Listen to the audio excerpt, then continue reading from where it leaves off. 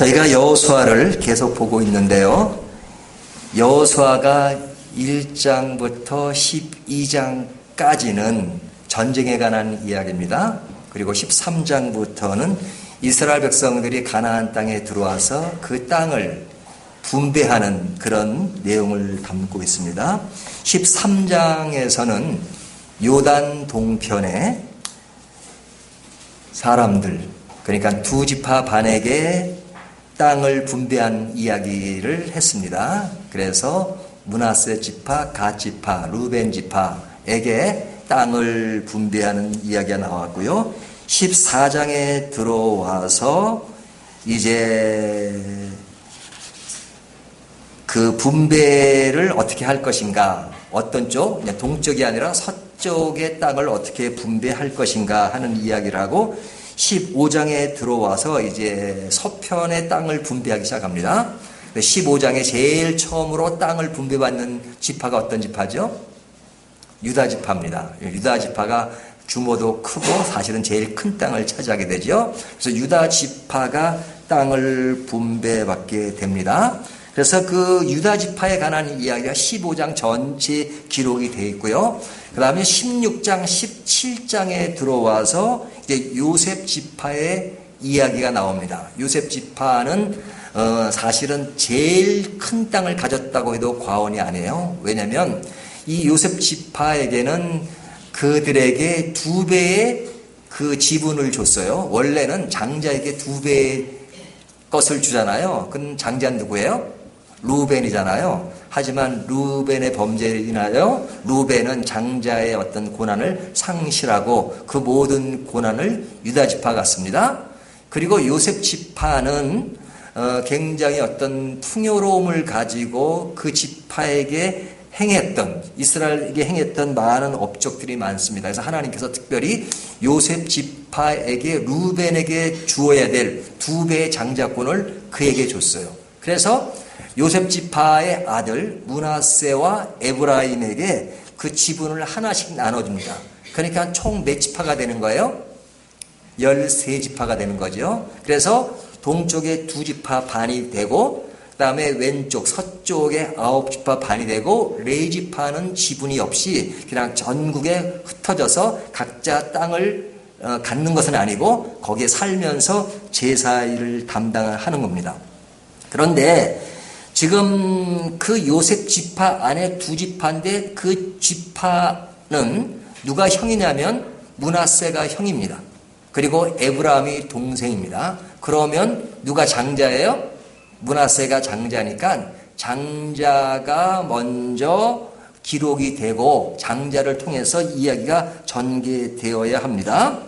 하지만 우리가 성경 배열을 보면 16장의 이야기는 누구 분배의 이야기냐면 에브라임 지파의 이야기예요. 그러니까 에브라임은 장자가 아니라 둘째잖아요. 둘째에게 지금 지분이 땅이 분배되는 것을 이야기하고 있고 17장에 그의 형 므낫세의 그 지분에 관한 이야기를 하고 있습니다. 그러니까 이것이 뒤바뀐 거잖아요. 사실은 먼저 므낫세가 나오고 에브라임이 나와야 되는데 에브라임이 먼저 나오고 그 다음에 뒤에 므낫세가 나온단 말이죠. 자, 그렇다면 왜 이렇게 바뀌는 것일까 하는 의아심을 갖게 되는데요. 자, 오늘 본문을 보면 실제 16장에 보면 요셉 지파가 제비를 뽑아서 그의 지분이 되었다는 것을 이렇게 통째로 얘기합니다. 그러니까 므낫세와 에브라임에 대한 얘기를 하고 그 다음에 5절부터 에브라임 지파에게 땅이 분배되는 이야기를 합니다. 그러니까 16장은 분명히 에브라임 지파가 먼저 땅을 얻게 되는 것을 이야기하죠. 이 순서가 굉장히 중요해요. 유다 지파가 제일 먼저 나오고 그 다음에 에브라임 지파 이렇게 순이 나오는 것은 그 땅의 크기도 상관되지만은 하나님께서 그들을 어떻게 우선순위로 쓰시냐 하는 문제와도 연결됐단 말이죠. 자, 근데 이제 이 에브라임에 관한 이야기가 나오는데 성경을 자세히 보면 4절을 보시면 요셉의 자손 므낫세와 에브라임이 그들의 기업을 받았더라 그러죠. 자, 4절을 보면 순서를 자세히 보세요. 요셉의 자손 므낫세와 에브라임이 그들의 기업을 받았더라. 자, 여기에 보면 누가 먼저 나오죠? 므낫세가 먼저 나오죠. 지금까지 배열을 보면 여호수아 전체의 흐름으로 보면 에브라임이 먼저 나와요. 근데 4절의 부분에 있어서는 먼저 누구를 거론하냐면 요셉의 자손 므낫세와 에브라임이 그들의 기업을 받았더라 그러잖아요.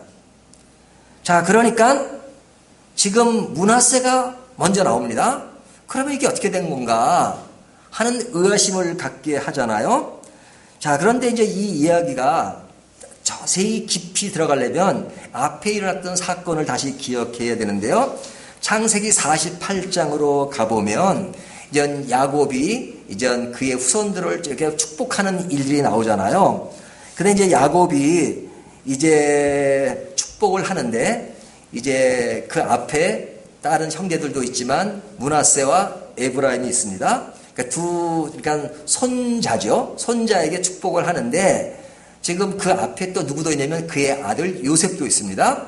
요셉이 있는데 그 야곱이 그 장자를 누구로 인정하고 오른쪽에 있는 그 사람, 이제 므낫세가 오른쪽에 있죠. 근데 이게 손을 이렇게 엇갈리면서 반대로 축복을 합니다.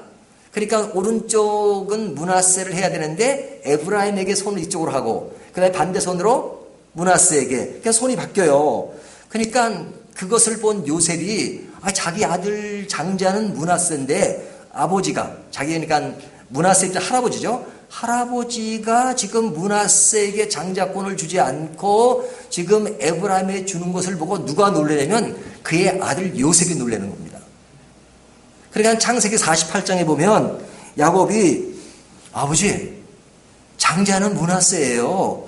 므낫세에게 지금 함께 하셔야지 지금 손이 잘못된 거 아닙니까? 그러니까 48장에 보면 요셉이 아니라 야곱이 뭐라고 대답합니까? 내가 안다. 다 알고 하는 일이다. 하면서 지금 장자의 고난을 누구에게 주냐면 므낫세에게 주지 않고 에브라임에게 줍니다. 그러니까 왜 에브라임에게 장자권을 줬느냐? 특별히 므낫세가 잘못했다는 기록이 없어요. 그렇죠? 사실 그 이유는 알 수가 없지만 그 야곱의 고난으로 에브라임에게 장자권을 줍니다. 그래서 이 장자권의 고난을 받고 이제 에브라임이 장자의 행세를 합니다. 그렇기 때문에 지금 배분에 있어서도 지금 16장에 에브라임 지파가 먼저 나오는 것이죠. 자, 이와 같은 그 축복의 고난으로 지금 에브라임이 가는데 조금 전에 읽었던 16장 4절이면 므낫세가 먼저 나온다 그랬죠? 자, 이것은 다시 원상태로 돌아간 겁니다. 왜 원상태로 돌아갔느냐? 자, 이것을 보려면 또 어디를 봐야 되냐면 민수기를 보면 됩니다. 민수기에 보면 이 당시에 이제 지파별로 인구 조사를 합니다. 그 인구 조사를 할 때 지금 에브라임 지파가 몇 명으로 나오냐면 민수기 1장 33절을 보면 4만 500명으로 나옵니다. 에브라임 지파 사람이 몇 명이라고요? 4만 500명. 그 다음에 므낫세 지파가 3만 2천 명이에요. 자, 그러니까 누가 많아요? 지금 에브라임 지파가 더 많죠? 4만 500명과 3만 2천 명입니다. 자, 이것이 지금 에브라임이 숫자적으로도 굉장히 많은 위치에 있는데 세월이 조금 지나서 민수기 26장을 보면 2차 계수를 할 때가 나옵니다. 자, 계수를 할 때 그때는 인원이 확 달라진 것을 볼 수 있어요.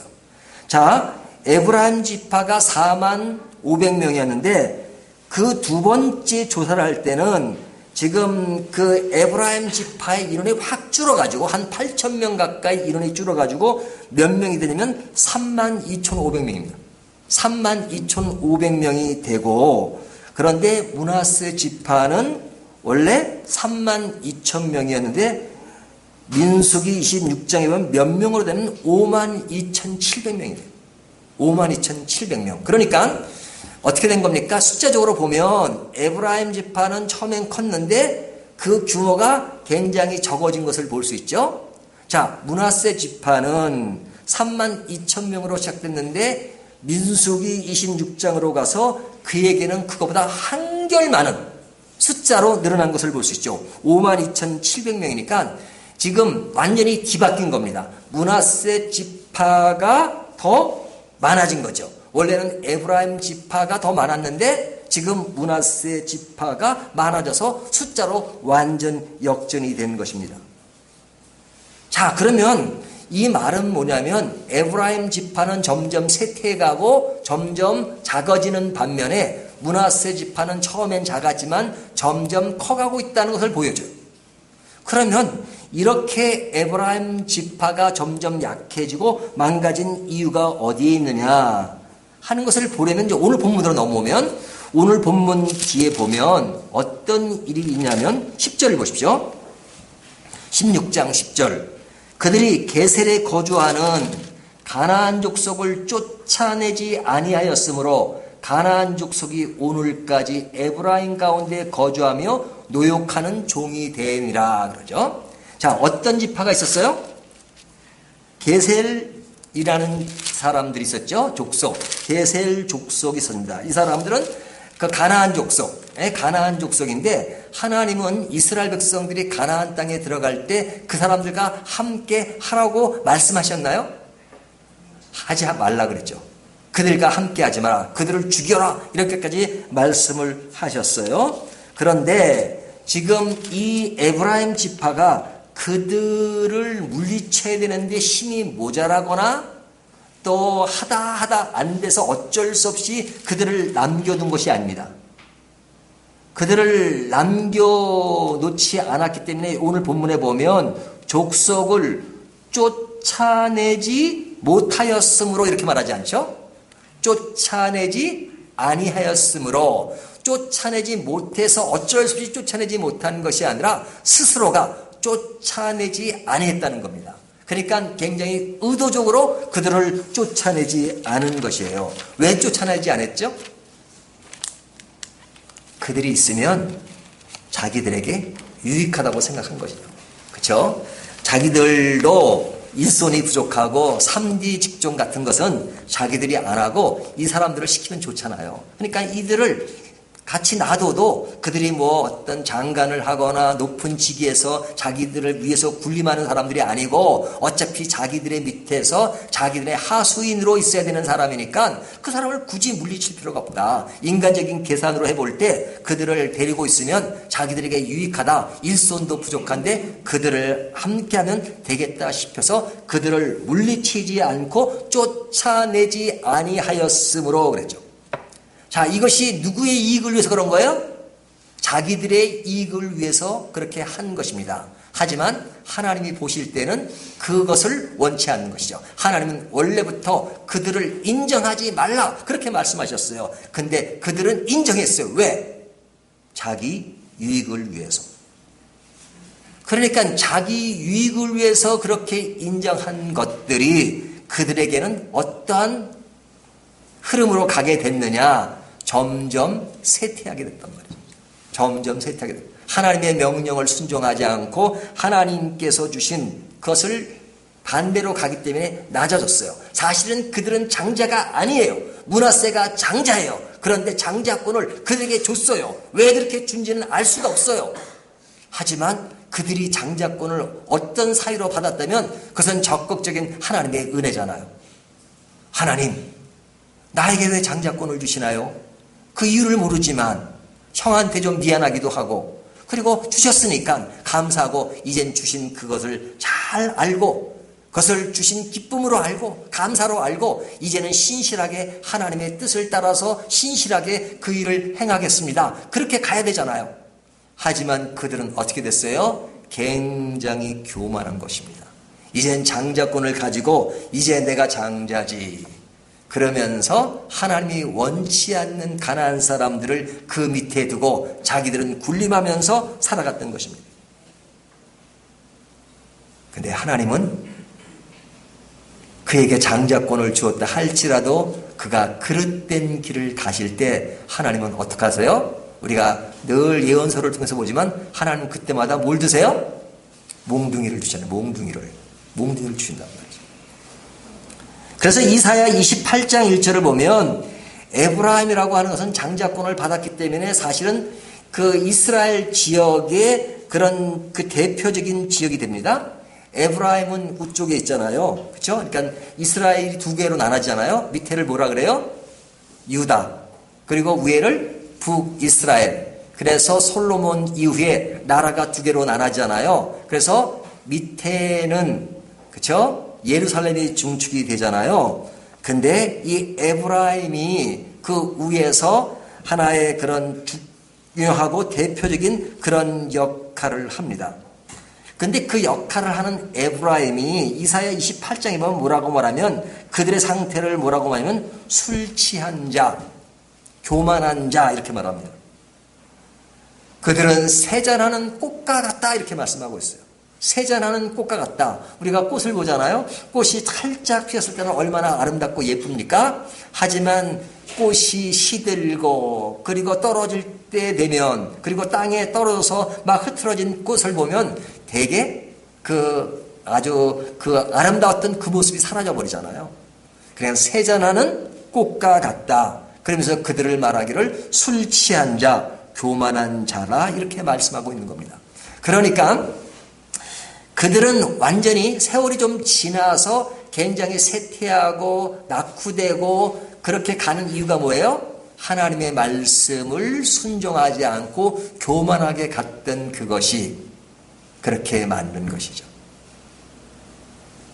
자, 그렇다면 처음에 그들은 자격이 안 됨에도 주어진 그 축복이 그것을 제대로 유지하지 못하고 그릇되게 간 것이 도리어 더 나쁜 쪽으로 간 것이죠.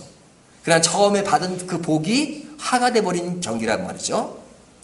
자, 그런데 이제 오후에 설교하겠지만 17장에 가면 므낫세 지파가 나옵니다. 므낫세 지파는 원래가 장자예요. 하지만 장자권이 주어지지 않았어요. 그러면 불만을 토로할 수 있죠. 우리가 탕자의 비유에 보면 지금 동생이 돌아왔을 때 그 아버지가 동생을 맞이하잖아요. 그랬을 때 그 형이 시샘을 하죠. 나는 아버지와 함께 있음에도 그런 대우를 안 해주고 동생한테 대우를 해준다고 그렇게 말하잖아요. 그처럼 므낫세도 자기에게 장자권을 주지 않고 그의 동생에게 준 것에 대해서 불만을 토로할 수 있잖아요. 왜 나한테 주지 않아? 내가 무슨 잘못을 했기에. 그래서 불만을 토로할 수 있지만 자세히 들여다보면 므낫세는 그것에 대해서 불만을 토로하지 않아요. 그가 나약해진 측면에 있으면서 불구하고 거기에 대한 불만과 그런 것을 나열하지 않고 끊임없이 그 선상 속에서 하나의 발판을 쌓아가고 하나하나 점점 신실하게 그 일을 진행해가요. 장자권을 받지는 못했지만 신실하게 해나가는 므낫세 지파는 17장에 보면 완전히 에브라임과 대조되는 모습의 결과를 드러낸단 말이죠. 그래서 이 므낫세 지파는요, 땅이 많아요. 자, 동편에 두 지파 반 있죠? 두 지파 반 중에 지금 그 반이 해당되는 지역이 아닌 것이 어딥니까? 루벤 지파, 갓 지파, 그렇죠? 근데 이 동편에 있는 그 두 지파는요, 딱 보니까 그 땅이 너무 좋았습니다. 그래서 그 땅을 자기들이 차지하고 싶었어요.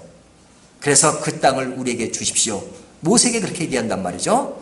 근데 우리가 두 지파 반이라고 할 때 므낫세 반지파라 그러잖아요. 그 므낫세 반지파라고 하는 것은 므낫세 지파 반은 동쪽에 있고 서쪽에 있는 겁니다. 서쪽에도 므낫세가 있어요. 그런데 그 앞에 일어난 일을 보면 므낫세 지파는 끼지 않고 갓 지파와 루벤 지파만 모세에게 그 땅을 달라고 합니다. 므낫세는 처음부터 달라고 한 것이 아니에요. 두 지파만 자기들에게 이 땅이 좋으니까 달라 그래요. 그러니까 모세가 그 땅은 원래 지정된 땅이 아니다. 그래 우리에게 주십시오. 그 대신에 우리가 서쪽으로 가서는 땅을 분배받지 않겠습니다. 그러잖아요. 하지만 므낫세는 그런 말도 하지 않아요. 근데 이쪽에 있는 동쪽에 있는 두 지파 반 지역이 사실은 그냥 땅이 주어지는 것이 아니잖아요. 그 땅을 차지하려면 뭘 해야 돼요? 서쪽을 차지하기 위해서 전쟁을 했던 것처럼 그들도 역시 전쟁을 해야 돼요. 전쟁을 했는데 누가 전쟁을 하느냐? 이 루벤 지파와 갓 지파는 그 땅을 우리에게 주십시오. 우리가 그 땅을 갖겠습니다. 그런 아주 소유와 가지고 하는 의욕은 굉장히 강했지만 그 땅을 차지하기 위해서는 전쟁을 해야 되는데 전쟁하는 곳에는 나서질 않아요. 그럼 전쟁은 누가 했느냐? 므낫세 지파가 합니다. 그러니까 므낫세 지파는 처음에는 그 땅을 원하지도 않았어요. 하지만 전쟁이 일어났을 때 그 모든 것을 그들이 책임을 다 지고 자기들의 어떤 희생과 각오 그런 모든 것들을 총동원해서 전쟁에서 이겨요. 전쟁에서 이기는 바람에 두 지파 반이 그 땅을 차지하게 된 겁니다. 그러니까 갓 지파와 루벤 지파는 뭐예요? 전쟁도 하지 않고 그냥 받은 거죠. 그냥 받은 거죠. 근데 므낫세 지파는 그 땅을 차지하기 위해서 엄청난 고생을 하고 전쟁을 해서 그 땅을 받은 것입니다. 그러니까 굉장히 고생을 하고 받은 거예요. 고생은 누가 다 했어요? 므낫세 지파가 한 거죠. 그래서 모세가 그런 므낫세를 굉장히 기이 여겼어요. 여호수아도 그들을 기이 여겼습니다. 그래서 므낫세 지파는 동쪽뿐만 아니라 서쪽에도 땅을 얻어요. 그러나 갓 지파나 루벤 지파는 땅을 얻지 못해요. 그래서 17장에 보면 오해하겠지만 그들에 대해서 뭐라고 얘기하냐면 그들은 용사였기 때문에 17장 1절 길르앗의 아버지라 그는 용사였기 때문에 길르앗과 바산을 받았으므로 그들은 뭐 했다 그래요? 용사였다. 용사. 그러니까 그들은 그 전쟁에서 심혈을 다해서 전쟁하면서 그 땅을 차지했기 때문에 용사였다. 그래서 그 땅에 지금 동쪽뿐만 아니라 서쪽에 므낫세 지파가 땅을 차지한 것입니다. 근데 므낫세 지파는 장자권을 받지 않았음에도 불구하고 서쪽에 와서도 열심으로 살았고 그리고 서서히 자기들의 어떤 것을 신실하게 하나하나 쌓아갔던 것입니다.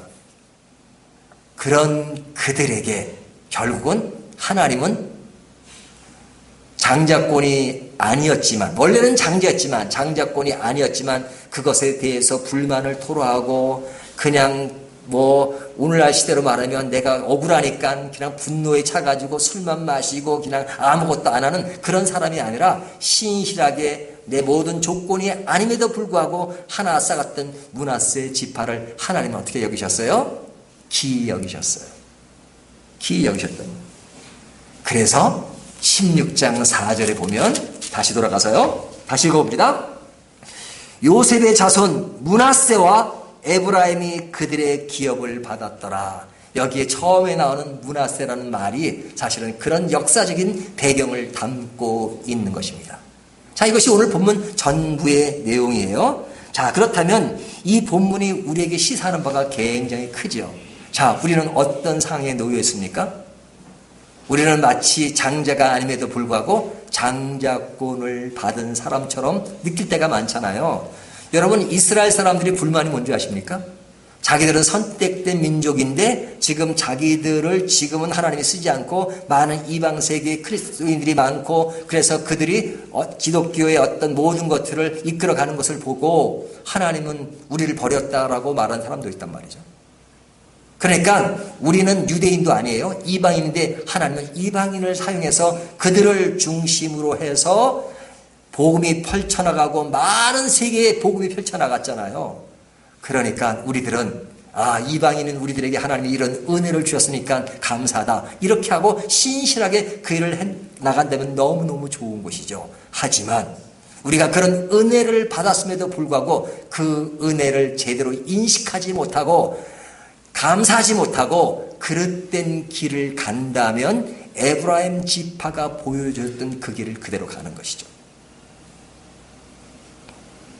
그래서 그 당대에 내가 무엇을 얻었느냐가 중요한 것이 아니라 그 얻은 것을 끝까지 지속하고 유지하는 것이 중요합니다.